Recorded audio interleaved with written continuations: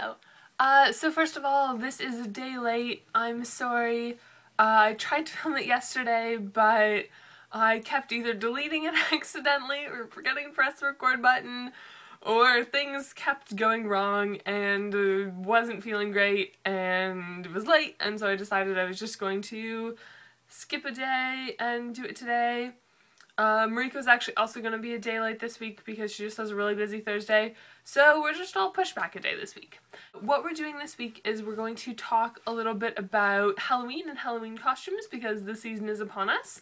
I want to talk a bit about mostly the double standard that is created around Halloween these days, which is that if you go into any store that sells Halloween costumes, pretty much all that they have for women are these really, really sexualized outfits. And that's all there is. The fact that they're available isn't a problem in and of itself, which I think I'm going to talk a little bit more about later, but the fact that they're all that's available is a problem. And then it's compounded because you have this with that being all that's out there, but then if you actually decide to wear a costume like that, if you actually go and buy one and wear it on Halloween, the likelihood that you'll get called a slut is like quite high. So it creates this double standard and this situation where there's no way to win, because if you don't opt for one of these and you either find the rare women's costume that isn't really sexualized, or you make one yourself or whatever,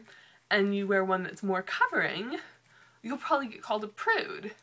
But if you do go with these costumes, you're a slut, and there's no middle ground.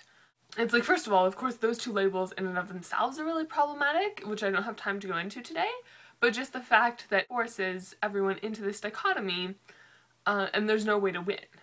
And so then you see this extreme gendering with kids too, which is also really disturbing. With kids, it's more like you have boys' costumes, which are all sorts of different things, and then all the girls' costumes are just really pretty. They're all cute little dresses, and they're all making pretty little poses, and they're all really pretty. Some of them are also sexualized, like I saw an 8-year-old's like sexy Snow White outfit, which I'm just really appalled by. Mostly it's girls are very pretty, and women are very sexy, and that's what's available. Whereas if you look at the men's costumes and the boys' costumes, there's all sorts of things. They can choose what they want to be. They can be brave, they can be funny, they can be smart, they can be scary, they can be creepy, they can be clever. All sorts of different things. Whereas women, there's elements of those, but predominantly it's sexy or pretty.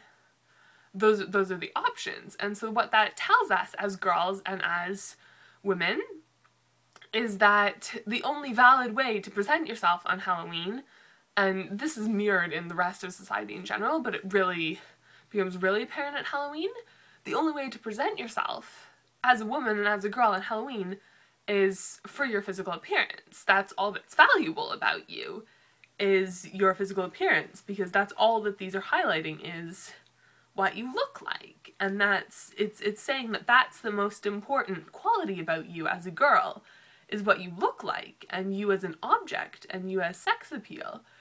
And it doesn't do a service to girls or women. And it's really harmful, and it's very problematic that we're telling girls and telling women and showing them that this is your most important feature. We don't care about what you're interested in, or what you think about, or what you feel, or your intelligence, or anything like that. We just care about what you look like. That's definitely the scariest thing that I've seen this Halloween. Mariko, I look forward to seeing your video on Friday, and thank you for watching, everyone, and I will see you next week. Bye!